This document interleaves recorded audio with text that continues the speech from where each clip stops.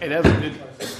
Good evening and welcome to the Board of Mayor and Aldermen Workshop. It is September 26, 2019, and it is 6:30 p.m. I call this meeting to order. We do have a quorum. The prayer on Tuesday night will be by Monica Anime, and the Pledge of Allegiance will be by Vice Mayor Brown. You should all have received a copy of the minutes from the September 3rd, 2019 regular meeting. We have department reports. Moving on to old business, second reading ordinance 2019-35, an ordinance to abandon a road within the city of Laverne, Tennessee that is no longer being used as a public right-of-way, said road being a cul-de-sac portion of Longview Street. Does anyone have any questions about this? Moving on to number 4, second reading ordinance 2019-36, an ordinance to amend the fiscal year 2018 through 2019 general fund budget. This is just in regards to the THDA grant. Any questions? Is this the grant for the emergency building? No, this is the home grant. The home grant that we do every year. Moving on to the consent agenda. Ms. Felicia.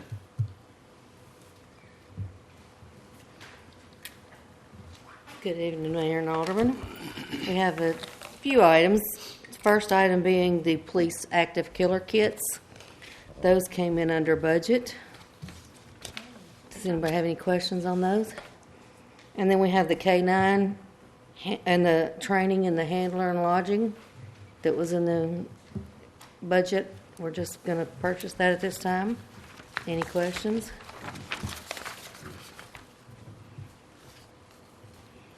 And I think the other two are somebody else's.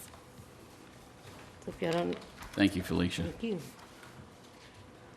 We will go on to B, approve proposal from Terra Nova Engineering, PLLC, to conduct a geotechnical study for the future Fire Station No. 1 headquarters to be located at 283 Old Nashville Highway. This is basically just looking at the ground and making sure that it's good to build on. Chief Clark, you want to add anything to that? I think you kind of said it all. I had some questions on that. So this is the property that we're in negotiation to purchase for the training facility. It is that piece of property and the current property that we are on. Okay. And on the private property side, wouldn't the phase 1 show everything they need on that? You mean an environmental? No, the phase 1 when the church financed the property. Years ago, I don't know. I haven't seen theirs from back then. Are we negotiating with them at this time? No, we're looking at the land first to make sure it's proper to build on to determine if we even want to buy it at that point. Because if it's not and it can't structurally hold that building, there's no point to buy it. All right. So this is normal to spend that kind of money on Yes. something that we may or may not buy. Well, it's not just that piece of the property. It's the whole totality of that property. So even if we decided not to buy that, we still have the rest of the property to do that on to make sure it's suitable for building on. Okay. Thank you. Moving on to C, approve broker services agreement with Highland Group Incorporated for the design, management, and administration of insurance and self-insurance programs. This is with open enrollment coming up, this is our regular agreement with Highland for all of our HR functions. Cheryl, is there anything you want to add with that?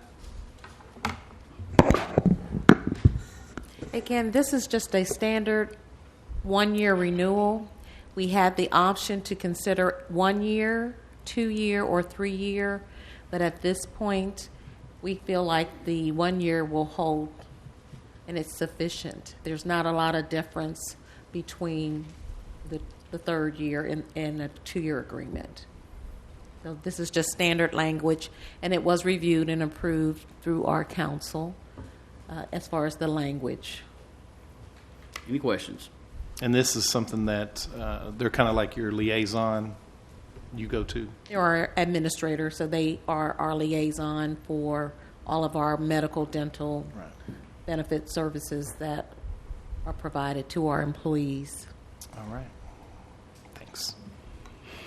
Moving on to new business. First reading ordinance 2019-37, an ordinance to amend the fiscal year 2019-2020 general fund budget.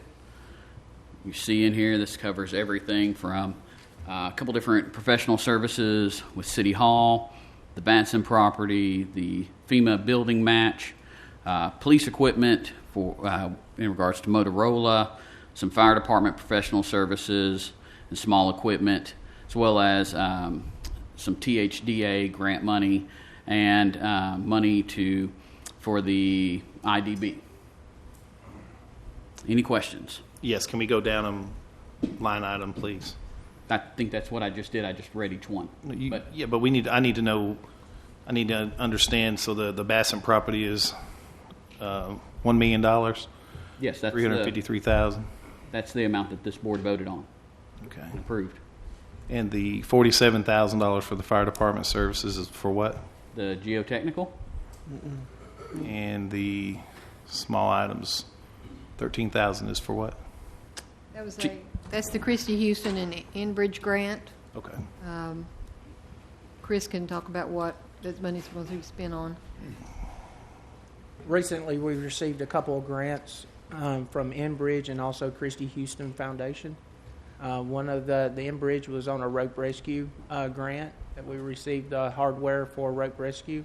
And the second grant was for active threat, ballistic helmets, and also medical bags.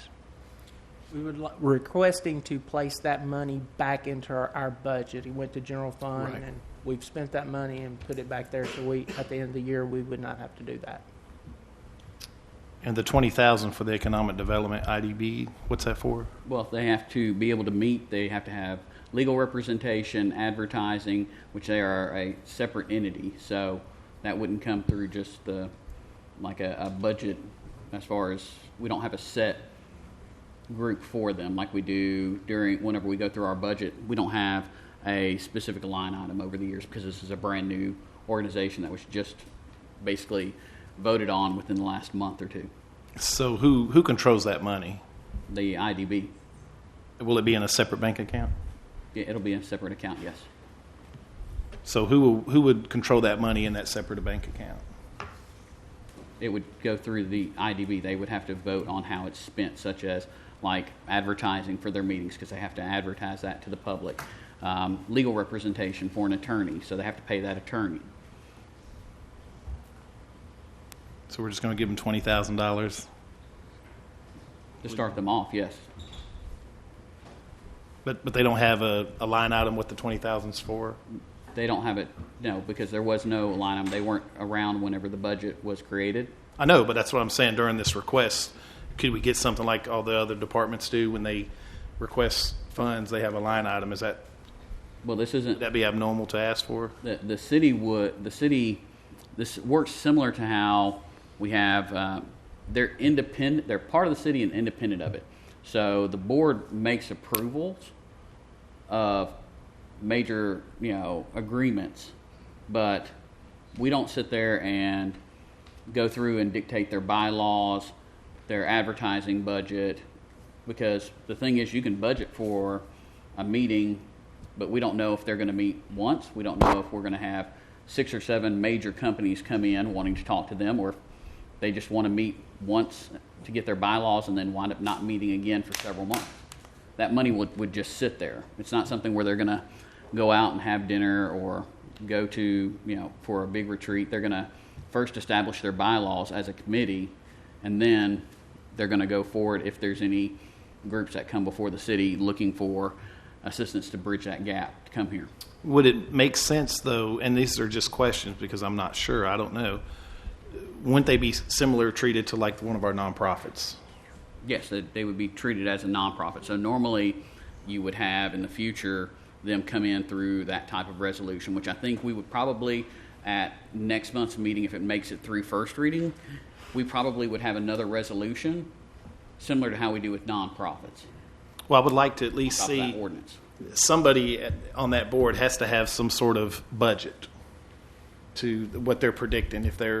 Who came up with the $20,000? Part of that board did. So they have they're reasonings for that. Looking as far as they're talking with the attorney that came in and did that presentation that we were included in, Planning Commission, Economic Development, that attorney worked with some members to try to figure out what to just get things started, because they have to, like I said, to have even a first meeting to establish those bylaws, they're going to have to advertise it. They've got to have legal counsel there. So, and then they've got to go through and establish those bylaws on how they work. Okay. Is it possible that we have a member or their chairperson? They don't have a chairperson yet. They haven't met. But they do have members? Yes, they have. Can we have a couple of their members come to the meeting, come to the mayor alderman meeting to discuss at least some sort? I need to hear some sort of line item. What's the $20,000 for? I mean, Isn't that what we just mentioned as far as, like, you didn't hear me mention the advertising, the legal fees? You didn't hear any of that? I heard all that. Are you on that board? No, I'm not. Okay, so I'd like to hear it. I'd like to hear what they're doing so we can see where the $20,000 is going. If we can have them here, I don't think that's that's pretty fair to ask. We request people to come in front of us all the time that receive funds. Phyllis, on a nonprofit, they do submit a budget, or at least they submit their list of expenditures at the end of the year. How does it work for IDB? Do they have a similar? To my knowledge, we're going to treat them similar to a nonprofit, and we will request a copy of their financials each year if they request funds each year. They're technically a governmental entity, which I don't believe they have to have a 501c3, but they should be providing us any financial information that we request. Okay. So, And currently, they wouldn't be able to, just because they haven't established their bylaws and they haven't officially met. They've just gone through training. So, Evan, am I overreaching asking this question? You know, is it possible? Does it make sense to have someone from that board come in front of this board, and when we're giving them $20,000 of funding that we have to? I mean, we have to. It wasn't in our budget, so we're having to. Well, it's. I don't think it's my place to say whether you're overreaching or not, but I don't think the city council can dictate a line item budget to the IDB. I understand that completely, but is it fair to have someone here from the IDB board with some sort of explanation where this $20,000 is going? I mean, again, that's not for me to say. That's not a legal question. We can ask some members to come. As far as if they have anything detailed out, I doubt they would, just for the simple reason that they haven't established as an organization. They don't have their bylaws yet, and that's part of what all this does, is to establish that. I'm just confused with the $20,000 number. Somebody came up with a number that said $20,000, so I would like to see how they come up with that number. Okay. It's a lot of money. It's almost, to me, it's kind of like putting the buggy before the horse, because it seems like they would have to turn into us line items for money before we could say, okay, we can give you that money. But they can't I know, establish that. well, and I understand, but it wouldn't be any difference if you put $1,000 up there to get us started and to do this and that. So, you know, what Alderman Church is saying is, it kind of makes sense, but I guess the next, maybe Tuesday, somebody will come in and explain it to us a little bit better. To me, it's kind of like saving for your college education or your son's college education, in that you may not know how much each credit is going to cost or what the list of classes are going to be, but you realize you do need to put money towards that for the future, and that's kind of what this IDB board, what we're doing is budgeting for, not dispersing funds for yet, but budgeting for their expenses that we know that they will have, so that they can get established. And then once they're established as a board, they can create a budget that they can submit to us. But they can't meet until they're established. Well, I mean, it's just numbers. So 20,000 is a very high number, and we will be dispersing those funds to them.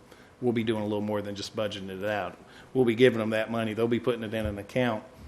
And I understand we don't get to dictate where the money goes, but I do believe it's in our rights as a board, a governing body, to know some sort of idea of where'd you come up with the $20,000 number? Just the legal fees alone will eat up a lot of that budget, I would estimate, just because. And that's a good example, is if they're using a Rutherford County attorney, is it $225 or $525? Those are legitimate claims, but $20,000. Well, the attorney we already know, that Mr. Tom Trent, who came in and did that, who specializes in IDBs. So we know Okay, that's his specific specialization. So that's good. We know that's in the numbers, so we know his rates. So if the mayor would please allow that would, I'd feel more comfortable giving 20. We make our department heads do it for $11,000 or $5,000. I just think $20,000 is definitely something to consider a conversation. That's all. Any other questions on the budget amendment? Moving on to first reading ordinance 2019-38, an ordinance to amend Title 20, Chapter 2 of the Laverne Municipal Code regarding Parks and Recreation user fees. This is, I believe it's highlighted in your packet where it goes through and you'll see the different sections. Talks about softball fees. David, do you want to come up and talk about this?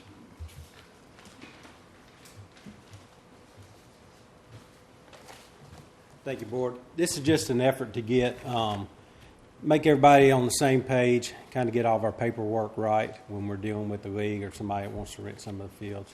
I think it breaks it down.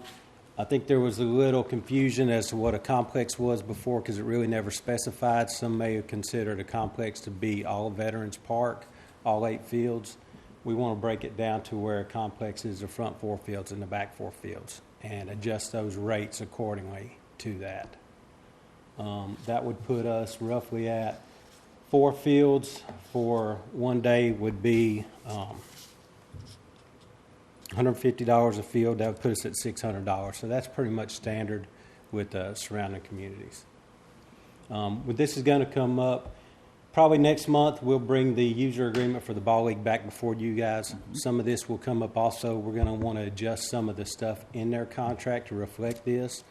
If they're doing a 1 or a 2 day tournament, we're going to request at least a minimum of 4 fields. It makes it easier on our staff. If we're going to have staff it anyway, they may as well pay for 4 fields. Any questions? And David, when they do those tournaments, like I understand it's the part of their business.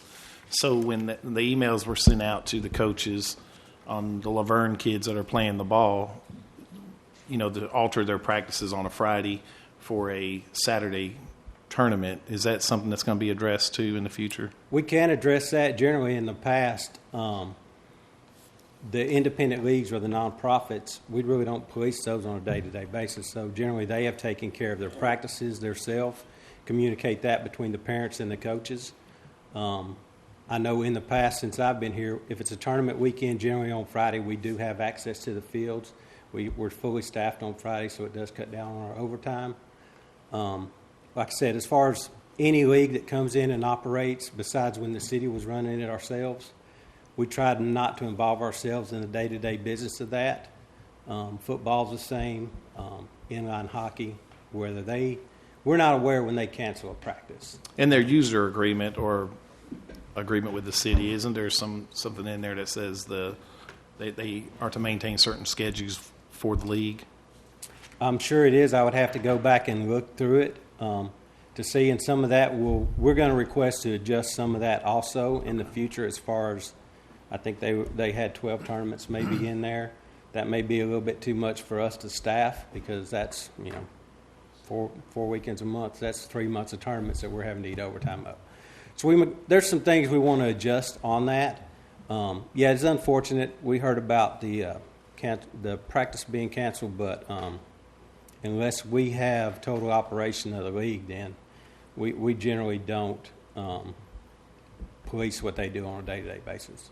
And that's been a norm as far as the going ahead and prepping the fields for several On Fridays, years. tournament Fridays, yes, sir. Yeah. That's happened no matter who ran the league, LBSA, RBI. When the On city was running.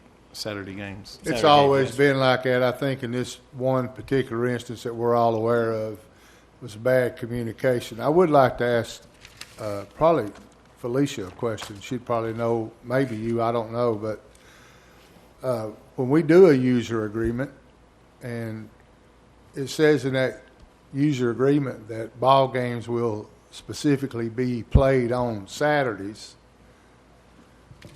and then the league has a talk with the coaches, and the coaches, the majority of the coaches, say they don't mind if they don't play on Saturdays, but there might be one or two that says they do, but the majority wins. Is that something that's that we don't get involved in? We let them handle that? I mean, that's what our user agreement says. Well, I know when it's happened in the past, especially on Fall League, which they're just building up. So, their numbers are more this fall than they were in the spring. Absolutely. Generally, your fall numbers are down. So I know I'm in the fall I'm leagues, just asking David to well, yeah, in the fall leagues in the clarify past, so there's been any problems, any issues. they have had, the league has had that ability to schedule those games or not schedule them amongst their organization. There's so much other stuff going on in the fall: college football, high school, soccer, Absolutely.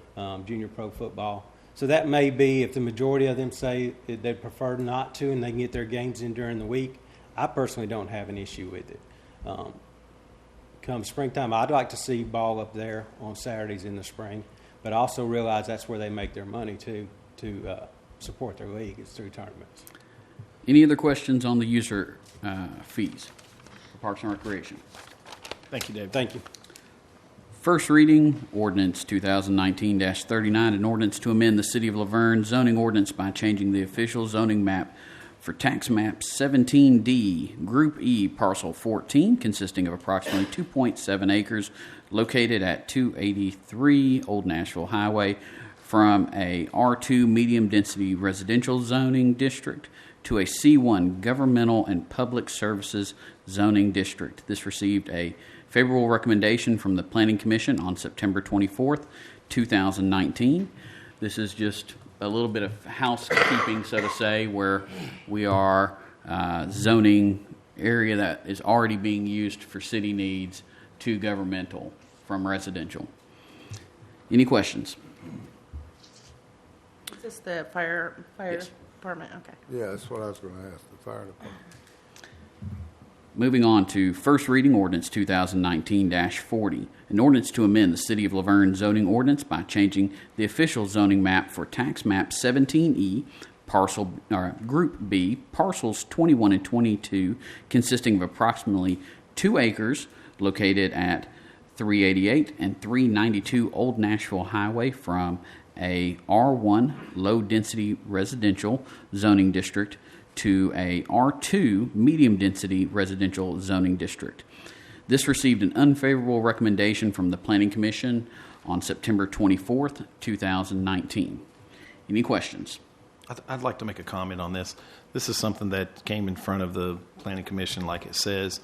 And after doing the review and speaking to the citizens in the surrounding area, we feel, or I feel strongly about, in a highly congested area right there at Centennial, Jefferson Pike, and Old Nashville Highway, adding this, rezoning this to allow 6 new houses and another side street would only impair the traffic even more. That's why I made the motion to through the Planning Commission. And if this board would really look into that prior to us making a decision on that. It's self-explanatory. The traffic density there is really high, so, and it's dangerous. That's a dangerous intersection coming in and out. So to put another side street, 150 yards from the red light, I feel until we do some improvements on Old Nashville Highway, I don't think it's a good time. While we did not have a site plan submitted at the Planning Commission meeting, we did have kind of a preliminary design that's not in these packets, but one of the big concerns that was brought up outside of congestion was the layout, where you've got the shallowness of these lots whenever you merge these two parcels. So that was something else. Bo, I don't know if you're able to send out a copy of that to the board. Thank you. Any other questions? No, thanks.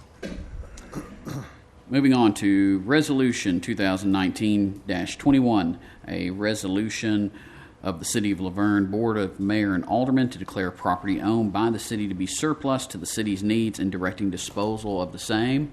Looks like we've got a couple of vehicles with the police department, some equipment from public relations, which I'm going to lay odds is related to some of the improvements that we're doing. Any questions about this? Was there any of that equipment, Jerry, that you kind of felt like may help Dave and them up at the ballparks and everything as far as speakers and equipment? We still got the wireless microphones back there. We didn't put those out. Okay. On those in case we didn't need them. But I don't think any of this other stuff that we're getting rid of will really work unless he wants to mix her up in the sound booth or something. But I don't know much that can go up. Okay. I just didn't know what all was going on. Yeah, that mixer's a few years old. Yeah, it's just a tad. Just a little. We should sell it to the antique place. We're still making medicine. If you talk to Miss Donna at the library, she may want to put that in the historical section. Why do I have a feeling that we're going to have to pay to get rid of that stuff? Hopefully not. Hopefully not. Moving on to Resolution 2019-22, a resolution to accept the following subdivisions: Arbor Heights Phase 2 and Hollandale Estates Phase 70. This received a favorable recommendation from the Planning Commission on September 24th, 2019. Any questions? Yes. Have we had any complaints about these subdivisions from the residents? Adam?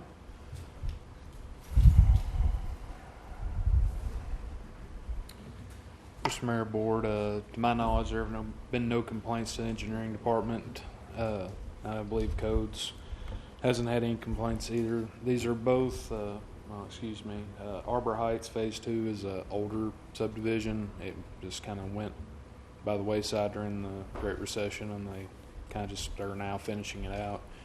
And Hollandale Phase 70 is just a fairly rapid build out. That was formerly Lake Forest Phase 70, and it was actually platted in, I want to say 2004 or 5, so just closing a few things out there. Gotcha. And all the checklist items were completed as we discussed at planning. Yes, sir, Mr. Mayor. Everything on the punch list has been completed for these two subdivisions. Wonderful. Thank you. Can you show me where?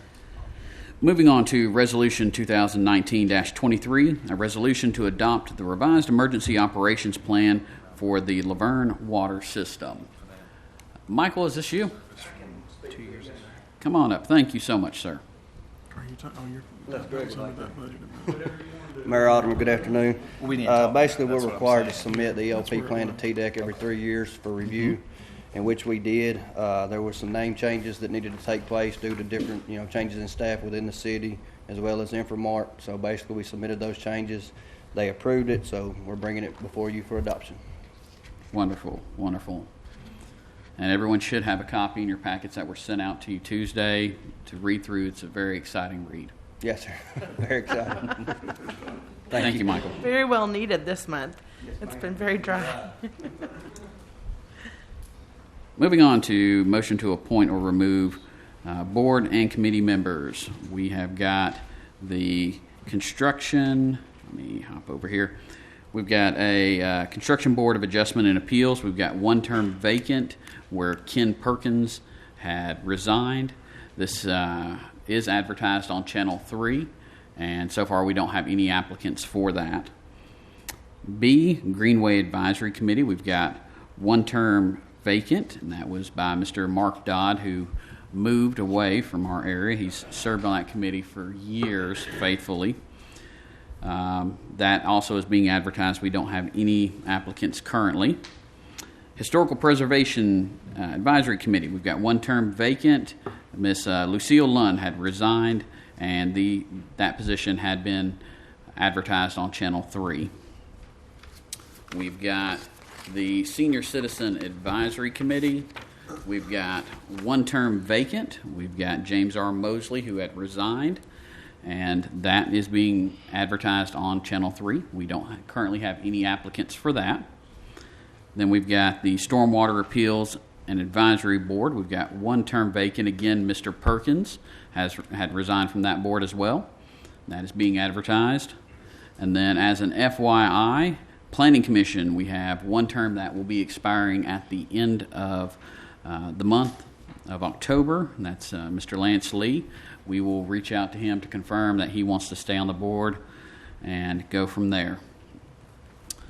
Moving on to number 14, discussion, change order number 2, Motorola, connect radio system to the Tennessee Advanced Communication Network, better known as TACN. Chief Walker, this is going to be a fun conversation. Who wants to? Kate, you want to? Kate Stillwell is our project manager for Motorola, and Kate's been here before. We got into a situation when they were drilling, doing sampling behind the police department where they're going to put the tower. And I could have probably told them, anybody in this room that's been around any amount of time could tell them that there's going to be issues with trying to drill. They're going to have to modify a little bit. And for that reason, I'm going to let Kate explain what this may entail. May or may not. Most likely probably will. Most likely probably will, yeah. I wish I would have known ahead of time all the bedrock that was back there. Yeah, it has since to since do I'm not with from Tennessee, it would have been. flat Welcome rocks. to Tennessee, Thank giant you. rock we live It on. is a giant rock. I've seen a lot of it. So Chief is absolutely right. So when we actually cleared with you last time when I met with you to go ahead and get the tower in, we did move it from Fire Station 3 because it wasn't viable, because it's 100 foot, it's not going to be on the airstrip, all that good stuff. So when we had the geotech drilling done, they actually came in, went down about 3 feet, and they hit the bedrock at 3 feet. So they came back up. So typically what happens, once I get that information from the geotech folks when they drill, it goes out to the actual tower fabricator. In this case is Valmont, who's going to be creating the tower for us. Valmont does all the loading on it, sees how far it has to go down, pillars, how much has to be reinforced on it. They came back, and they provided it back to Motorola, and we are actually partnered with Pyramid, who is here tonight as well. So there are several partners that are actually going to be doing the drilling. They can speak more to the civil than I can on that side. So it took several weeks to actually try to, how can I put this gently, find somebody that can actually, without blasting 20 feet off the building, 25 feet off the building, to be able to drill and get it in. It's not inexpensive to be able to bring in really specific type of equipment to be able to do that. And that's where they're at. So when I met with Chief Walker a couple of weeks ago, and I said, here's the cost. You kind of squint a little bit. Here's the cost on it. And once we started doing a little bit more digging, the building that's directly to the right of this building actually had to be blasted. And I'm kind of disappointed we're not able to use dynamite on this one, so, because we're too close to the building. And that may be a cause of some of the recent issues with water too.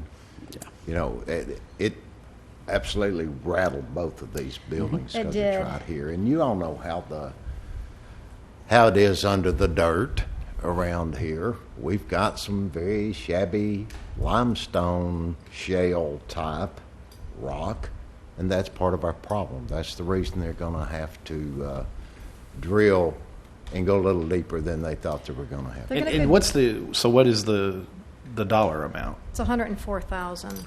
104,000? That's all strictly 100% civil on that. So that's bringing in the larger vehicles to come in.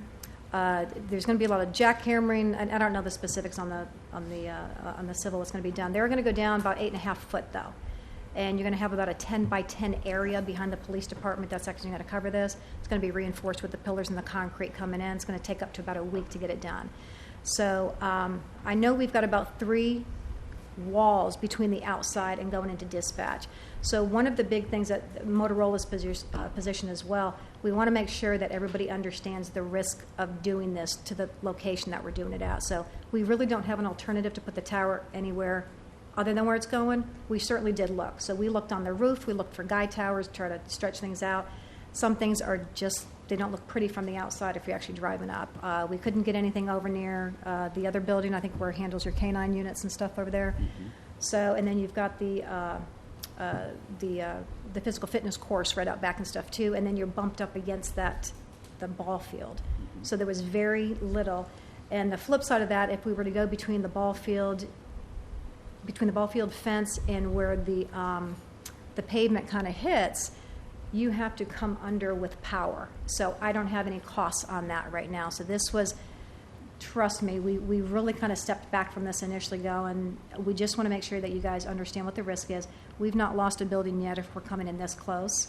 So it's going to be about 20, 25 feet out once we get done with it. It's just going to be a lot of vibrations. Nothing compared to what you guys handled on the blasting of the building going next door, from what I understand. Well, and there's another problem too with going further back away from the building or other places, and that's the line of sight we have to have for the microwave from here to Cane Ridge, because Cane Ridge is going to be our primary microwave. Correct. There, and then we'll have fiber coming in here for a backup and going on around back over to Station 3 for the backup dispatch center. But you move it backward, you're going to have a taller tower, which means it's probably going to have to go deeper. It may have to be bigger to hold it and get it up high enough to where we're going to be able to hit that. So my concern is, so 8 feet 8 feet. at 104,000 with the existing bid of all the materials. Which going to have to be a bigger base It's about 10 by 10. for the tower. Yeah, The foundation. I've been involved with billboards many years. 16-foot depth. They put them all over Tennessee in limestone. You know, $104,000 for 8 feet. That's a lot of money. Is that a local number, or are we bringing in something from out of state? That's exactly what's happening, I believe. So we can't just, I mean, there's companies everywhere, local, that deal with limestone. I mean, here in Laverne, we actually have a company in Laverne that actually drops hose for billboards. So $104,000. There's a difference in a billboard, though, Alderman Church, than a Mercy Communications tower. We've got to ensure that it's big enough, deep enough to secure that tower. Oh, I'm sure. If you lose a billboard, you're not losing a whole lot, except financially for the damage and destruction. But for that, you're looking at lives. But that's what I'm saying. It sounds like to me the cost isn't going 8 feet. The cost is mobilizing equipment, manpower, things like that. Yes. That's where our cost is. Yes, sir. It's really all of the above. There's really a lot that goes into this. I don't have the detail. I know I did send it to him on the specifics that we've got coming in. I can certainly forward it over to you guys. But yeah, it's not inexpensive to do this. Right now, and I did share with Lieutenant Campbell last week when I spoke to him, right now I've got the microwave in the tower on hold because I don't ineffectively want to move the tower to a different location. We've got everything coming, and then I'm eating the cost on this to move it. So this is where we're at right now. And this is not something that we would have known when we would have done the initial site walk back in January. Did you look at local companies to do the hoe, though? I mean, the people putting in the hoe, they're just doing the hoe, right? Your installation group is completely separate. Feel free to come I on was up. gonna say, We've got the let's civil get group the that's going to civil. be doing the work. So I'm Derek, one of a Pyramid. We help Motorola with the site design. I was on the initial site walk, and I was also on the second site walk that we did. Just like Kate spoke to, which she did a great job so far. We looked at a bunch of different areas and came up with this location just because of all the variables, right? So we did reach out to local vendors. We built the state of Tennessee project. I think there's 60-some sites dealing with rock excavation. We've done multiple counties around the area. A lot of the costs, the way that there's actually a section in here that we put the precautions that are going to have to be taken, right, to not damage the building because we're going to go so close. It's not like we're just going to come and start jackhammering. I know it sounds simple, but it's going to be a lot more tedious than that. No, I agree. I mean, right down the road here, we have Texas Eastern. They put gas pipes in next to live gas pipes. Mhm. So I'm saying we Sure. have expertise here in our city, with the drilling trucks and everything that they go all over the country like you do. Mhm. So my concern is so you're talking. Well, I'll add one more thing to that. I believe that after the geo is done, the foundation design that we originally used, so we kind of give a coordinate location to the tower vendor first. Okay, and they have the loading at the time, which it still changes as the process goes on, as engineers are changing their designs and what size the antenna needs to be or the dishes, that kind of thing. That all changes as the process goes. And once they get the geo back, the whole design can change. So I can't speak to what they've seen with that geo and how they might have changed it, but that could also be part of it as well. So I can actually tell you that was part of it. So when I went back to Okay. Valmont, because of the bedrock that's down below, and again, I'm not a civil person, but the weight needs to be able to attach and maintain itself within the earth there and whatever they do to reinforce it, that was also more costly as well. The tower cost itself, because Valmont doesn't care actually what our cost is on this side as far as getting something in. They're manufacturing and fabricating the tower for us. Right. What they're stating is, in order to make sure that it's maintained and safe with 6-foot dish on, and like you said, shooting over in Duquesne Ridge, and there's a lot that actually goes into that's actually fascinating on the backside.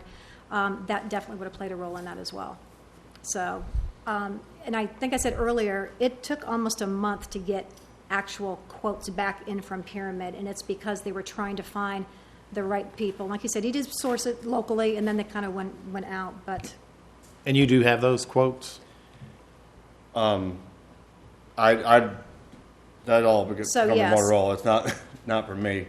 So he did the quotes locally, or you did the quotes locally? no, so they would have done the quotes locally. We would have taken them back in-house. We would have verified up against a couple of things, and then we actually have, on our back end, we have a nice fancy little configurator that actually puts everything together for any piece of work that Motorola is doing.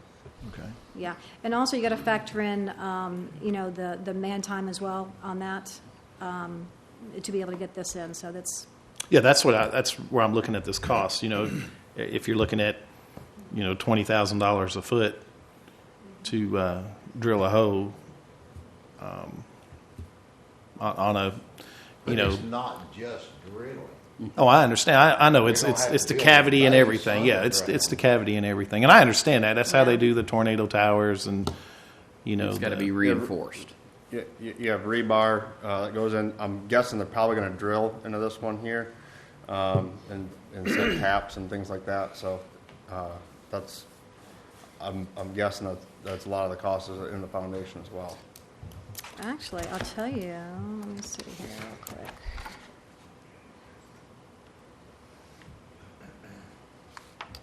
You want to take a look at this? I would love to. Thank you.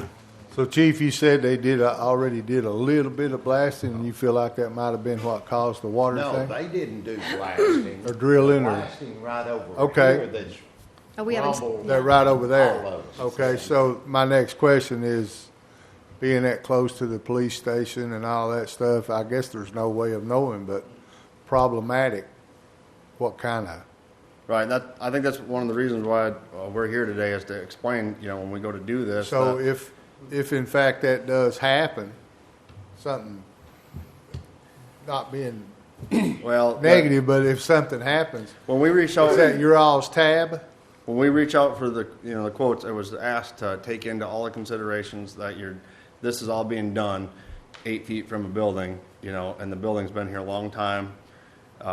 Just whatever can be done to mitigate any risks or the damage that we listed right, on the assumptions section. And that's where I'm struggling a little bit, and I'm trying to understand your theory. So the 16 by 16 by 7, the average is around $20,000 a foot in this critical atmosphere. So we're way above average. I'm just trying to justify it to myself. I mean, the board can agree to vote and be happy with it. However, I have to explain to the folks out there why we didn't use someone within a 50-mile radius, that does this for a living too, that can give you the bid and you manage the job, just like we're doing. Because I think a lot of this cost is the mobilization and the housing and everything on a crew and getting a truck here. Sure, a lot of it actually has to do with the type of equipment that's coming in too. This Right. is not, like Derek was saying, some of the stuff is not locally sourced as well either. And this is why it took almost a month for these guys to come back, because when I was back and forth with them and their project manager I was dealing with was, and again, in my mind, that this is not what I do for a living on the civil, why can't you just get a quote coming in? It's very specialized. And again, I think the other thing is, because of the distance to the building, I think a lot of them were probably stepping back on maybe a little bit too risky on what we want to go in with. So we had to kind of expand the search on that a little bit. So there's one thing I hear you saying, and just want to make sure I'm understanding it right. Regardless of whether the person's, the company that's doing the work is here locally in Laverne, is 50 miles away, is 100 miles away, the equipment's still going to have to come out of state regardless of who it is. That's what you're saying. That's what I understand, yes. Okay. And what makes you believe that? This is just on conversations with the project manager that we were working with Pyramid on this too. Okay. Are you the project manager? I'm not. I'm the No, he's side of it. a civil. I can speak to most of it, but I mean, are you reassuring us with that there's not a truck that does this around here, or a 50-mile radius? I can speak to my project, the post sale side, right? And I've used to build towers, and but as far as this process or this project in particular, I haven't been in hands on, just in the beginning part of it.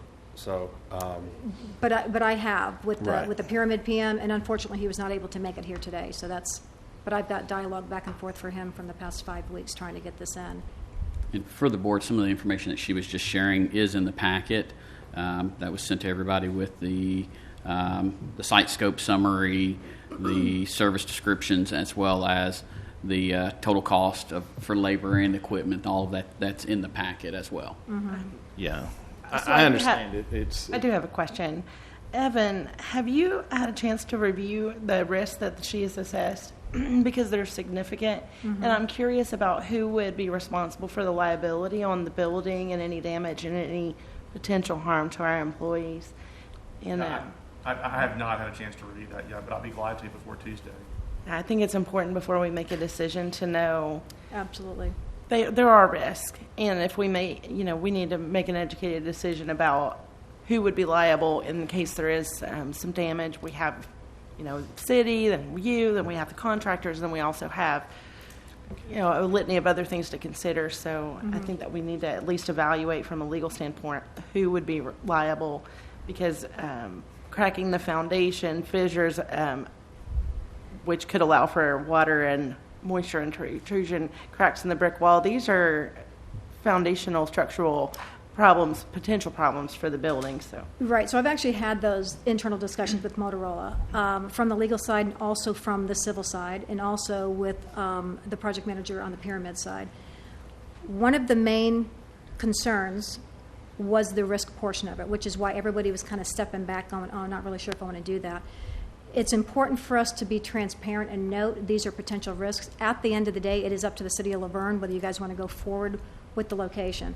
One thing I can say confidently is we have actually done this type of, this is what Motorola does for a living, but we've done this even closer to buildings, maybe not specific into Tennessee, but certainly into Alabama, Mississippi, Louisiana area, because I did ask about that. And I did ask also about the risk in the event that something goes wrong. I can stand here and say that as long as you guys understand what the risks are, we will proceed if that's how you want to do it. I am pretty sure, from what I've been told, and we can certainly go ahead and discuss it again on Tuesday once you folks all talk to each other, Motorola is going to put out that in front of you and say, hey, listen, we can do this for you. However, this may happen, and Motorola is going to step back from that. And this is why, You don't want to assume the liability. they do not want to assume liability. And this was one of my first questions as soon as when we got the geotech back to go, oh, and this is why it was very important for us to try to get a different location. And I went immediately to the roof. Can we go on the roof? We can go on the roof. It's going to completely throw off our line of sight going into Cane Ridge for the microwave, which would also pull out if we had, the existing small little RF tower that you guys have out back is not physically attached to the roof. It's just like the concrete coming out of the bag that's been poured, years ago. So we couldn't even reuse that because I did ask about that as well. Can we attach something to the building that's going to allow us to put guy wires out there to be able? It's not aesthetically pleasing. I've got to be able to drive it far enough out where it's going almost to the ball field line. Is it going to interfere with? Again, I don't know the height because we actually didn't fully map, but we kind of looked at different areas. Is it going to interfere with the vehicles that are going back there? How much space is being lost for the vehicles that are being parked behind the police station? So all of that came into play. We even reached out to the folks out of Atlanta from Motorola that handle the civil side. We had everybody on Google Earth looking at all this stuff coming in. They had a couple of suggestions. No, it's not going to work. I mean, we can put a tower anywhere pretty much you want to. Fire Station 3's out because of the airstrip, but this was the only viable place. I'm not saying it doesn't make me a little nervous being where it's at, sitting out there, but I also think it's very important to be up front and say, hey, we can do this, and most likely, I'm 99.9% sure there's not going to be any issues with it as it goes down. It's going to be very loud with the jackhammers and stuff, but you still have to know. And us as taxpayers want to make sure that it's in. We want to make sure the building's safe. What about the hydro cutting? Is that not an option here? It might actually be the option. That's why I'm so confused. I mean, this is something that I'm very familiar with, and the jackhammer things wouldn't even come across the table if I was involved with the project management of this in particular project. Yeah. However, $104,000, we're not putting that cost on our safety of our first responders. Okay, the value, it's not that. They need this service right to have the protection, communication, and things like that. But the hydro. There's several different water cuts. There's all kinds of ways to do this, and I'm going to tell you, we're the sister company to one of the fastest growing cities in the country, and they're putting the biggest footers that you can put down in this rock, in this area to build, sky rises and everything else. So I'm not second guessing what you know. I'm more familiar in this industry, local. In this region, the ability and the professionals that are here with the right guidance, it's just like any other project. Here's the plans, here's the blueprints, here's the liability. right The cost, I mean, I did some numbers here. I mean, we're about 120% over is, from what you could do at local. And that's a lot of money. It's $104,000 is a lot of money for 8 feet. Sure. So I guess where my position would be on that is, and again, I have to defer to the people that actually do this for a Yes, living ma'am. as I manage this. We're going for quality and safety. Right. I don't know the local people that are around here. I mean, we source a whole boatload of people through Motorola nationwide and stuff like that. And that really would be my response back to you. Okay. Because, and again, I do know for the past 5 weeks it was sourced out. I was riding these guys pretty hard on the PM side. To provide me something coming in, and they actually came down. The only ones that would come back to say yes, we'll go ahead and do this for you was 2 companies, and they were fairly neck and neck with the cost that was coming in, and that's kind of where I'm at with this. And the one question that I would have is, have any of these local people ever had any involvement with structural towers for public safety emergency communications? Well, how it works, Chief, in this industry, it doesn't matter what's going on the pole. It's the stability of the footer and the depth and the height. What goes on the pole is totally dependent upon the foundation Yeah. and the connectivity there. So I disagree with you on that. Well, I can tell you a billboard, electronic billboard, that's $500,000, weighs a lot more than this does. Okay, I mean, it's... Except if we Billboard's actually... not going to save anybody's life. I was just going to say that. I mean, Except if we lose a tower, we've lost a lot. all I'm saying is the 104,000. You brought up some really good issues, and even with Evan looking into it now on the liability side that Vice Mayor Brown brought up, if we're in a position to where Motorola is is saying, hey, if we break something or if something gets worse, it's not our problem. That's something that the board needs to really. And I have one Really look other at. question and one other concern. My other question is, if we proceed with this project, how long is the construction phase of the project? Actually, I can answer that really quickly for you. So this was actually supposed to be a 2019 finish on this. So if everybody recalls, when we first started this project, it was a microwave only when this was actually sold. And then we came back, City of Laverne said they wanted a tower on there so they can be able to get the microwave up and shoot into Cane Ridge. So we did that January, February time frame.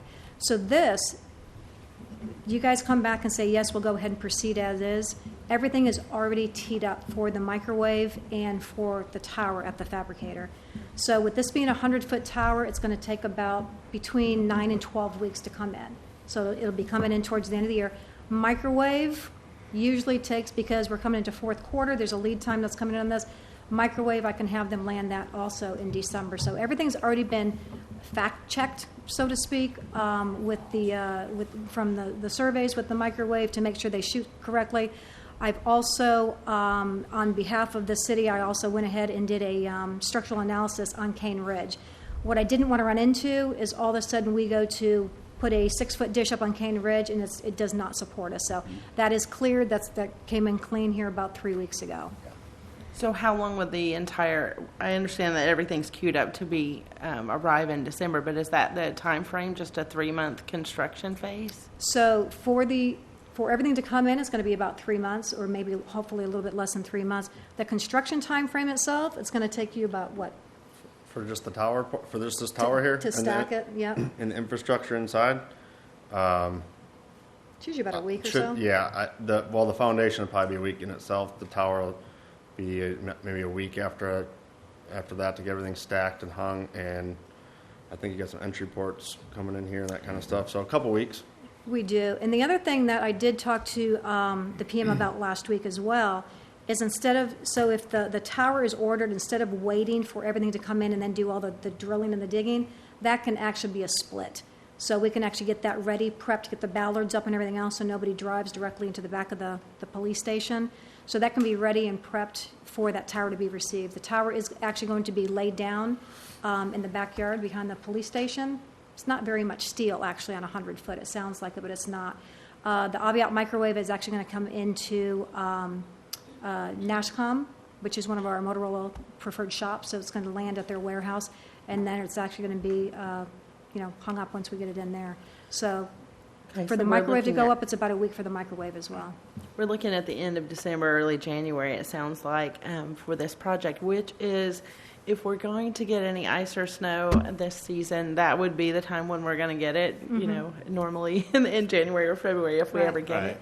So that's a concern too. And the reason I'm concerned is dispatch is right there, and it is life or death that they need to be able to hear the people on the phone who may be in distress and may not be able to speak clearly and loudly.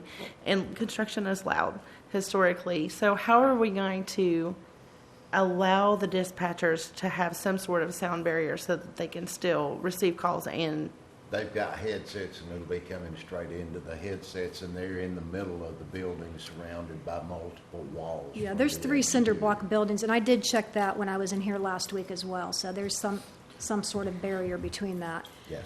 And we can certainly work around hours. I don't know what the busy time of the day is for crime coming into Laverne. You guys are on the TV a lot here lately. You and Smyrna. Well, if we could keep Nashville. Well, there goes your bid.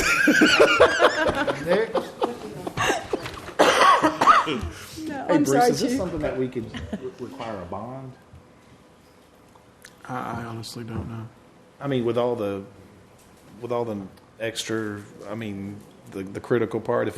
If we have foundation issues, a leaking building, or the wall falls in, it's kind of we're on our I own. think that would go back to the legal, in the contract that's in place as far as what we can or can't do. Okay. Now, it might be amended to do that, but Would that be something you can look into, Evan? Is that okay with you, Mayor? Yeah. Yeah.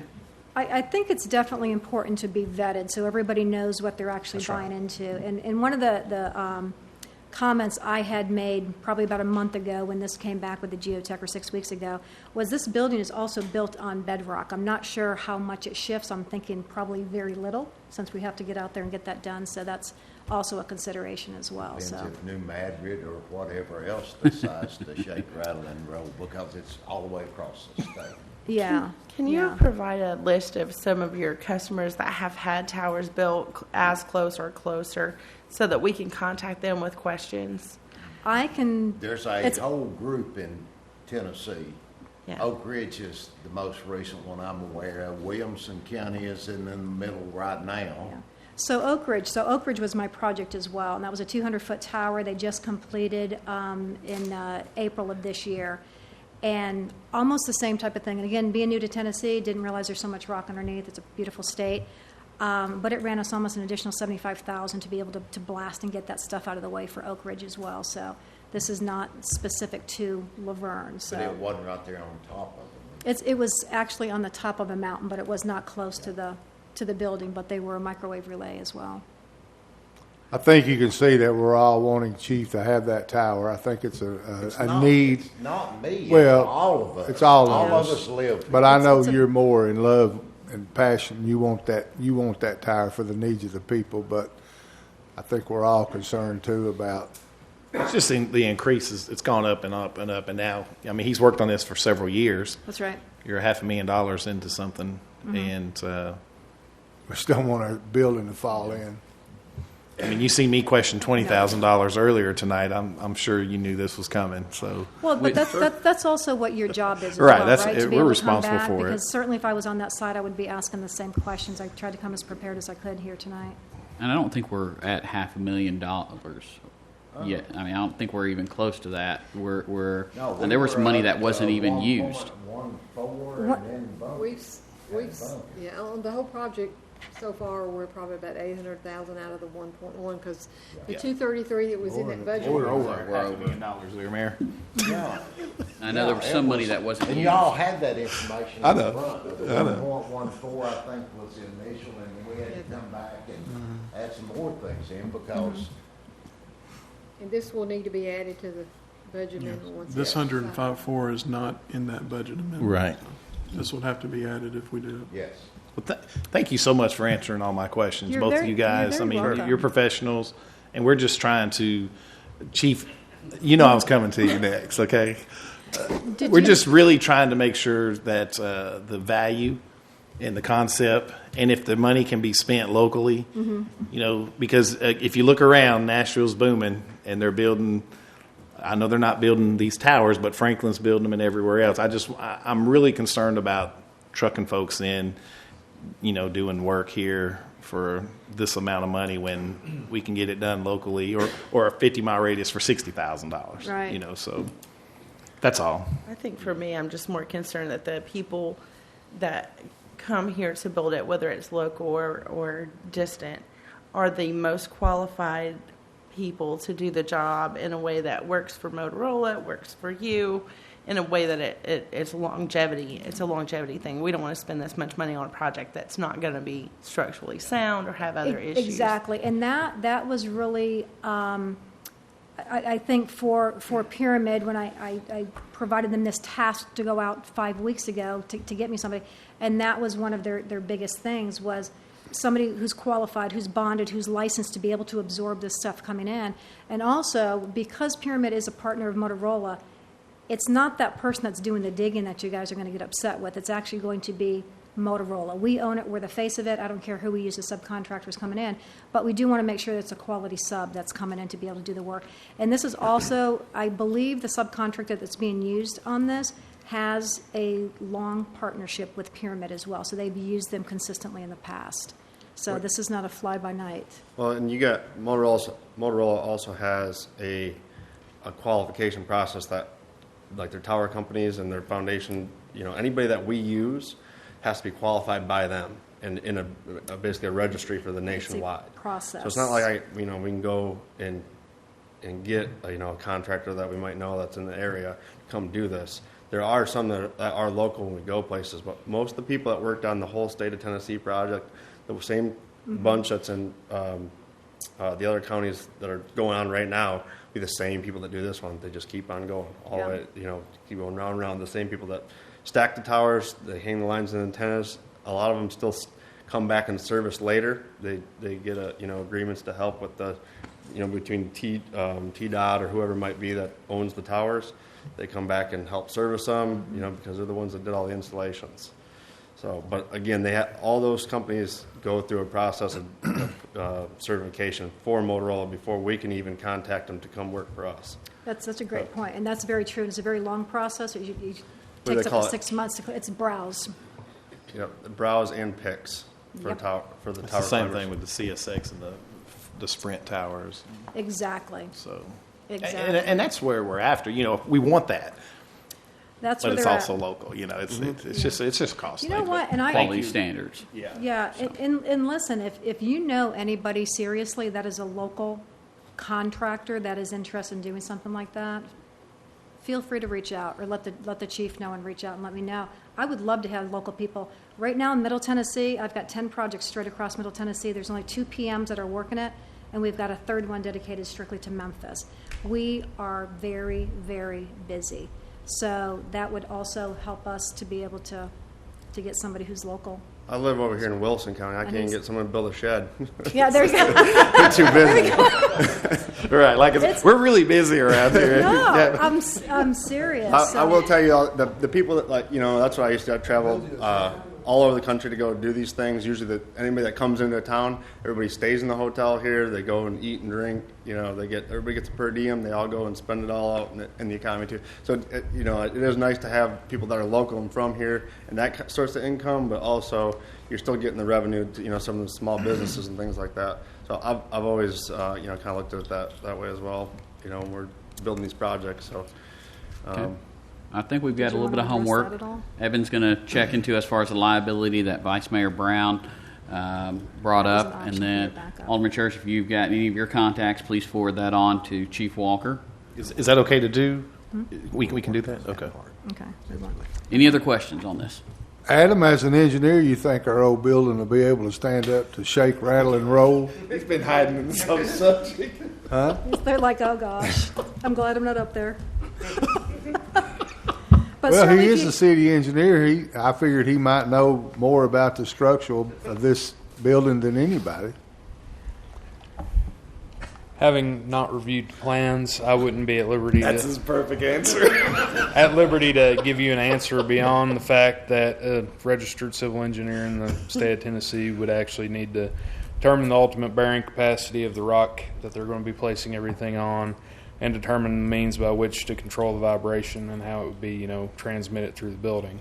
The method that they use to do that, I don't know if there's a great one. Rock hammering is going to have its own problems. Cutting is going to have its own problems. Blasting is kind of basically ruled out by our own city ordinance, which prohibits it within 20 feet of buildings. Yeah. So, And I did also have the plans pulled back for this specific building. I met with Lieutenant Campbell a couple of weeks ago. It does not go into a lot of detail about how everything was taken care of with the building. It was They didn't really have help me. plans back then. It didn't help me. We don't have plans. They didn't have them back They're- then, We Chief. don't have plans for the building. They're very Everything vague. has been jacklegged all the way since, true. what was it, 90? 89. It was built 89. Hey, Chief. It's been jacklegged, I need to ask jacked you a up, question. jacked around, and half Heine's done. I understand, believe you, but you understand our concern. We have the same concerns. Citizens need this tower. There's no two ways about it. But Adam couldn't even figure it out. But we need to try to get some kind of reinsurance that if something were to happen, worst case scenario, the city can't afford to be, putting up a new city hall. We're just concerned. So Now- it's, like Mayor said, we got some homework and thinking to do. And you guys, y'all did a great job. Thank you, Adam. I was just picking at you. Hey, he can help you with that shed, though. it is what I am paid for. Thank you. Thanks, Council. All right, thank you so much for your time. Appreciate Yes, it. yes, ma'am. Thank you so much. Moving on to Mayor Alderman comments. Alderman Church. I'd like to wait for the chief to come back. I had some questions on I want to go back to, I didn't see something on here that the chief discussed with me. There he is. on the other chief. Oh. I'm sorry, chief. This chief. Yeah, I'm sorry. I didn't mean to He catch you. always runs off, and you can't ever find him. On the budget amendment. If it's okay, Mayor, I'd just like to clarify it because I don't see the number amount on what we were talking about the other day on this. If you would go back to the fiscal year 2019 and 20 budget amendment. Ordinance 2019-37. Item number 6.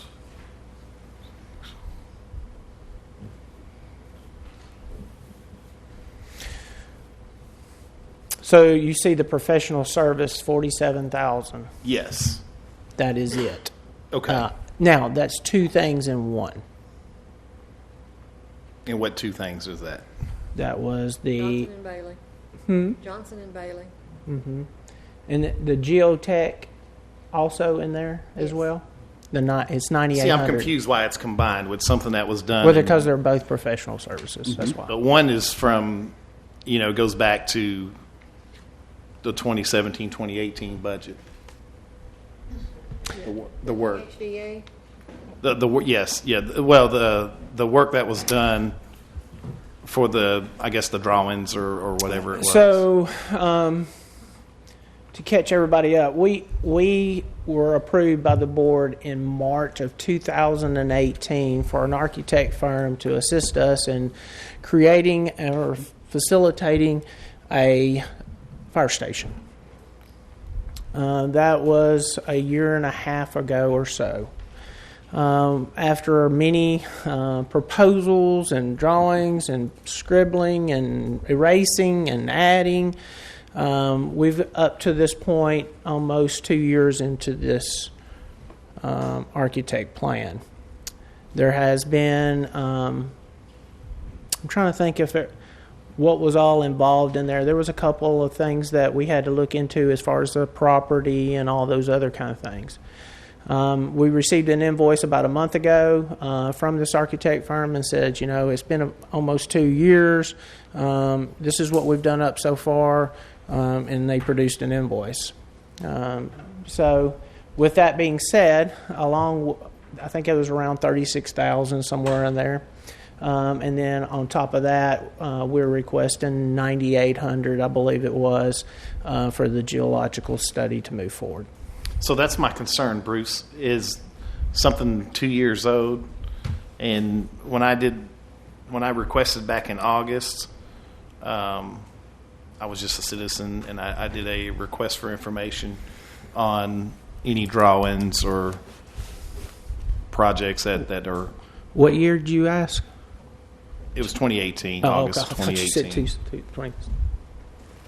And then for a private company to hold an invoice 2 years, I have some concerns with that too. And I think we talked about that. We've been into this a couple of years now. Right. There's a lot of things that have been done, meetings, several of those kind of things. Most projects, private service, all those kind of things are usually completed and done and put a CO on after a couple of years. We're 2 years into it, and we haven't completed that project yet. And this has been ongoing. Ongoing We've for a been long time. discussing as far as changes to it. Right. I know back when Chief McCormick was here, it was just very preliminary, and then moving forward. And it's developed over the years. Mm-hmm. So the $36,000, it doesn't explain for them why they held the invoice. There's actually an invoice. It's broke out on that invoice of what those items were. It wasn't just a blanket. And Bruce, on the August request for information, Actually, I have it right here, Matt, and the request was made on January 16th of this year. no, that was another one. I was going to get to that too. Well, this is the only one that I have found so far. And I emailed you the plans that we had for the fire station and explained in the email that, that was the only facility that we were working on at the time. But there was no cost. Well, you only asked for the plans. You didn't ask for anything else. So And that's what I sent you, was the preliminary plans that we had at that time. as the cost, did anybody not think of, Yes, sir. for 2 years, are these people ever going to bill us? Well, since it was ongoing, it's one of those where that amount is what we're working on and trying to get to a final product. It's based on the construction cost of the project. So Then how until come they in the build it- workshop for the budget, we're not told that there's going to be, Phyllis, another possible $50,000 or $30,000 that work that is ongoing, that we could have budgeted this item for the 20, for this year. I don't know why it wasn't. If we knew it was going on, how come we didn't budget for it? You mean budget like the organizations? You got the $20,000, something like that. Yeah, maybe we should have budgeted for that too. Well, they did budget for it, but you're saying why we didn't do what you're just talking We didn't. someone else up and not doing. We didn't budget for that. It wasn't in our workshop. So that add that to it. That's $50,000 now. Okay, so any other comments? Well, I would like my question answered. Well, why? Because we don't know when that invoice is going to come in because the project was ongoing. And that's something that shouldn't be told to the new board members that are voting on a $23 million budget. Well, as you've said, you've gone through the budget. This wasn't in our budget. And you've been attending the meetings for But it quite wasn't a while. It wasn't in our budget, and it wasn't brought up in the meetings. Well, it was brought up in the March meeting, as Chief referred to. It was involved. That proposal was produced and voted on in March of 2018. Yeah, we weren't in that meeting. You weren't, so you didn't attend. Yes, we were. No, we weren't in that meeting. We weren't. Well, maybe it didn't happen. All of those tapes are available on YouTube. I mean, were we elected in March of 2018? Well, you were coming to the meetings then. Yeah, during the campaigning. That's not what I'm asking, Mayor. What I'm asking is, and you've got free access to each of those meetings through online recordings and the minutes, correct? as an alderman, I'm not going to go through. I want to know why our finance department, our department heads, and our mayor has a $36,000 budget amendment here when something that should have been put in this budget this year. So are you upset that you weren't informed on it, or that this wasn't budgeted for this year since we didn't know it would be coming in this year? I'm not upset at all. You voted to approve the budget, correct? This wasn't in our budget. But with it not being in the budget, you voted to approve the budget, correct? I did, yes. But we didn't know anything about this. Neither were we. But you had access to find out, correct? We didn't know anything about this. And sir, no. And I want an explanation. I don't think that's being. I think I can give you an explanation. Yeah, Okay, and like I said prior to, most of these projects, when the architect is completed with the project, then they are paid according to the proposal that they have presented and we voted on. However, due to longevity, they produce a bill of the money that they've got involved in this, and from there we move forward. We'll end up owing them some more money eventually down the road when the project is completed. I understand that. And so it would be similar to if I had a company and I've been working on a project for 2 years and in good faith moving forward, but at some point in time, I'm going to have to be paid. I'll be honest with you, I didn't know that invoice was coming until it showed up on my email. Once I did that, I produced that to the city administrator, and we're here today. And I didn't know what the cost of that, I didn't know that was coming. And I understand that, Chief. I understand that it's new. The amount just hit us.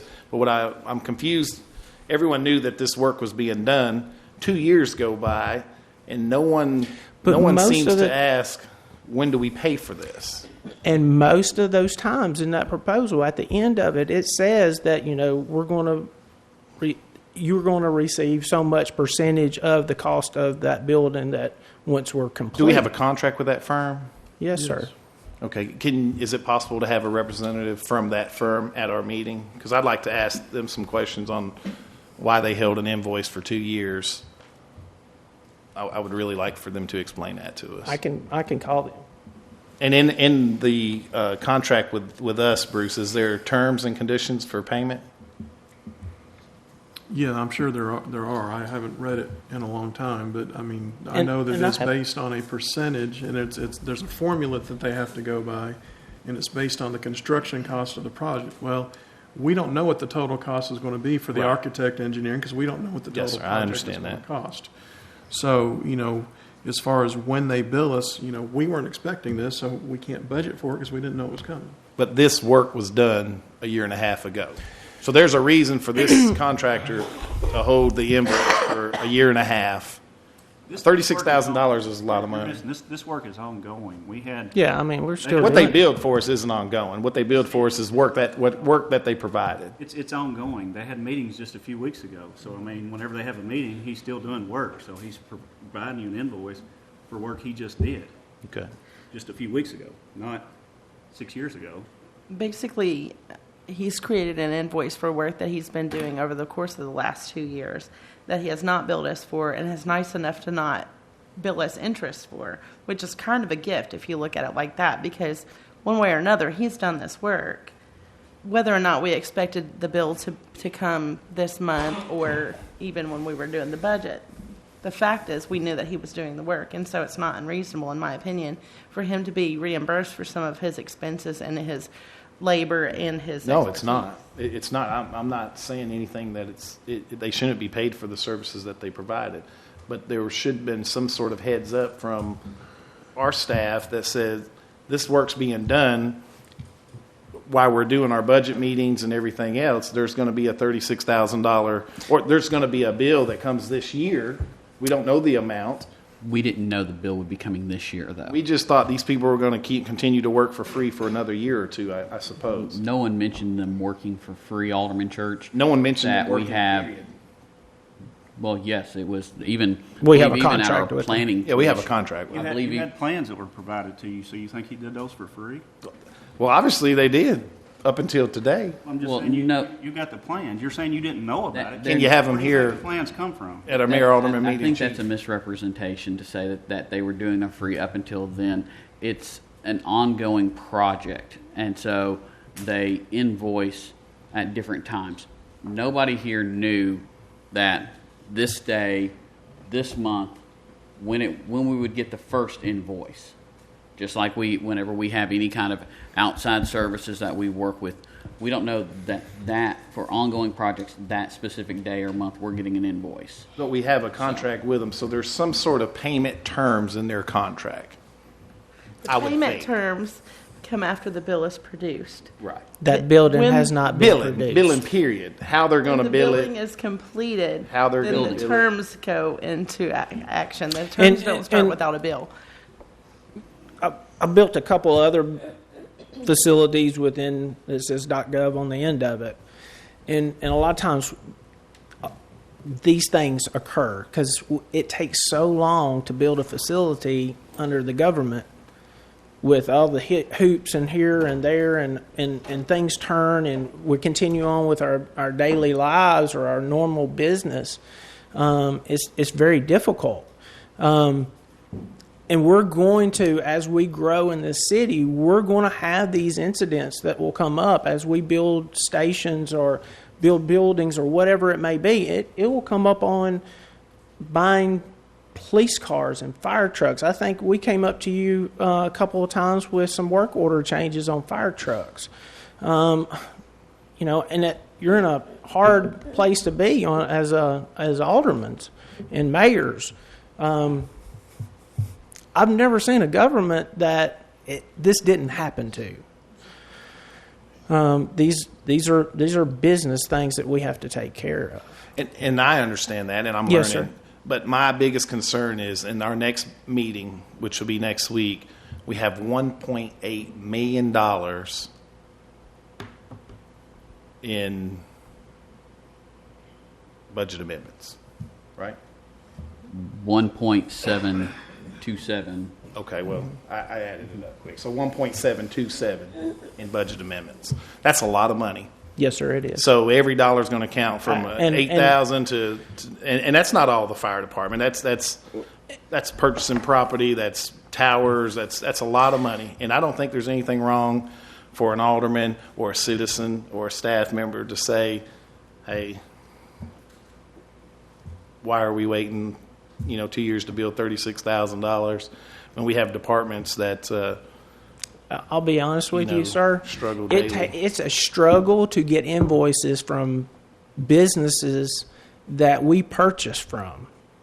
And we need to clear the books, and they still do not send an invoice. I have to call them 3 or 4 different times. You see what I'm saying? I'll be honest with you. I don't know how some of these people make any money because we have to call them to get the invoice so we can pay them. See, that was my concern. You would think in our annual audit it would show, hey, you guys had this work done. It was approved by the board, but here's your audit. Everything checked and balanced, and it looks good, but no one ever paid this. All this work we've been doing, it wouldn't be called in the audit because it was a proposal or contract that we signed that we haven't given these people a dime. So all of a sudden this year we get an invoice and says out of good faith, we've done this. Let's move forward. I'd like to be paid for the service we've rendered, and we're going to move forward. Because that's what's happened here. I can't fault them for that. We're at the level where we need something else from them, correct? Yes, it's a continuous process. Yeah. So we're probably at the next phase, and they're saying, hey, before we move on, you guys owe us $36,000. That's how business works. Absolutely. And I think that's what's happening. Yeah, here. I'm sure they're tired. So I hope that I explained that. You did, thank you. And thorough enough. Have we got any things like this again floating around? We definitely will have, I can tell you that. It happens every year. Every year. The whole 12 years I've been doing financial records for the city of Laverne, we have done budget amendments every year, and there's always something that pops up that we either forgot during budgets or we it's just floating around out there, or we talked about it but we never did do it. So it's going to happen. We're not perfect. There's 20 or 30 of us that are working on these budgets, and we're going to miss things. Yeah, this isn't to place blame. This is my goal here is just to, like the mayor said, $1.7 million in the budget amendments. But look what we're getting for that 1.7. I don't know if we're getting anything, to be honest with you. These are things that we can't let pass by, the things that we have to do. And fortunately, the city has got a healthy enough reserve to do these things without going out and borrowing money. So this is the same board that looks over here at Garvin and says, no, you can't have another lawnmower, no, you can't have another part-time employee. So it's a lot to swallow. 1.3 was what this board approved already. On the property. Yeah, 1.3. So you keep saying 1.7, let's just say 400 is what hadn't come before you already. 1.3 you've done. And that's what you approved. And then 13,000 I might add we put back in the budget. And the 233 was really carryover from last year because we approved a $1.1 million budget for the police department. We didn't spend all of that because the project didn't finish, so now we're having to rebudget the balance of that project. So, it's just things are going to happen. Any more comments? Can you make me a list of anything you may think that would pop up? Can't do it. There will be a Is that fire the contract, Bruce? Alderman, I hope Johnson that and there's Bailey contract, yes. Any other comments, Alderman Church? No, I'm very pleased. Alderman Dale? Bruce, I just wanted to ask you about, is Channel 3 the only place that we advertise for board members? It seems like in the years that I've been around here, it seems like we got a lot of people chomping at the bits to be on these boards. I didn't know if that was the only place that we don't do it in the paper or any of that kind of stuff. No, sir. We've never advertised them in the newspaper. We have always tried to put them on Channel 3. Occasionally, we used to put them on social media from time to time. We can certainly do that again.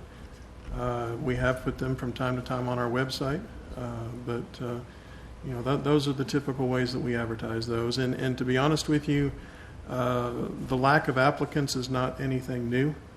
It kind of goes in cycles. And, okay. So sometimes you won't get any applicants for a lot of boards, and then sometimes you'll get 20 or 30. So it comes and goes. That's it. Alderman Jones? more than enough has been said. Vice Mayor Brown? I concur. I just want to go ahead and remind everyone we have some new officers that are going to be sworn in on Friday, so that will be a little bit more addition to our police force. And ask everyone to remember the St. John family. Mrs. St. John went on to be with the Lord this week, so just ask for you to pray for their family. Call this meeting adjourned. Who is that?